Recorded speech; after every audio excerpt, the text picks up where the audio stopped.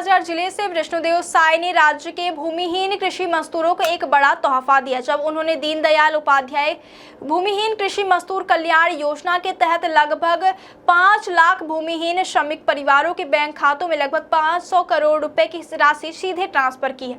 मुख्यमंत्री के आगमन पर हेलीपैड ग्राउंड में राजस्व मंत्री टंकराम वर्मा और जिला प्रशासन में उनका गर्मजोशी से स्वागत किया गया। कार्यक्रम स्थल का निरीक्षण करने के बाद मुख्यमंत्री मंच पर पहुंचे और योजना के तहत राशि वितरण की प्रक्रिया का औपचारिक उद्घाटन भी किया। यह दिन बलौदाबाजार के लिए ऐतिहासिक बन गया क्योंकि आज श्रमिक सम्मान और आर्थिक सशक्तिकरण का एक बड़ा अवसर सामने आया। कार्यक्रम में मुख्यमंत्री ने डीबीटी के माध्यम से 4.95 लाख से अधिक भूमिहीन कृषि मजदूरों के खातों में 495 करोड़ रुपए से अधिक की राशि अंतरित की है।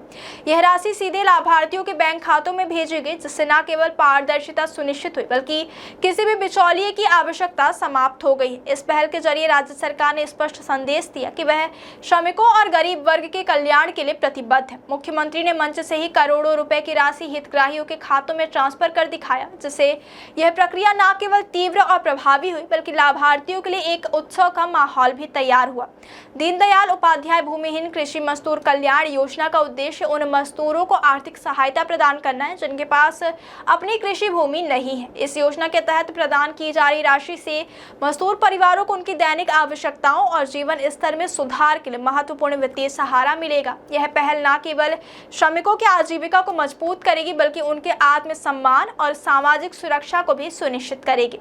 राज्य सरकार की इस पहल से यह संकेत जाता है कि विकास और कल्याण केवल शहरों या संपन्न वर्गों तक सीमित नहीं है बल्कि आर्थिक रूप से कमजोर और भूमिहीन परिवारों तक सीधे लाभ पहुंचाने पर भी जोर दिया जा रहा है। बलौदाबाजार के इस कार्यक्रम ने श्रमिक सम्मान का एक ऐतिहासिक उदाहरण प्रस्तुत किया। मुख्यमंत्री ने लाभार्थियों से संवाद किया और उनकी समस्याओं को समझने का प्रयास किया। साथ ही यह सुनिश्चित किया कि सहायता राशि सही समय पर और सही तरीके से उनके खातों में पहुंच रही है।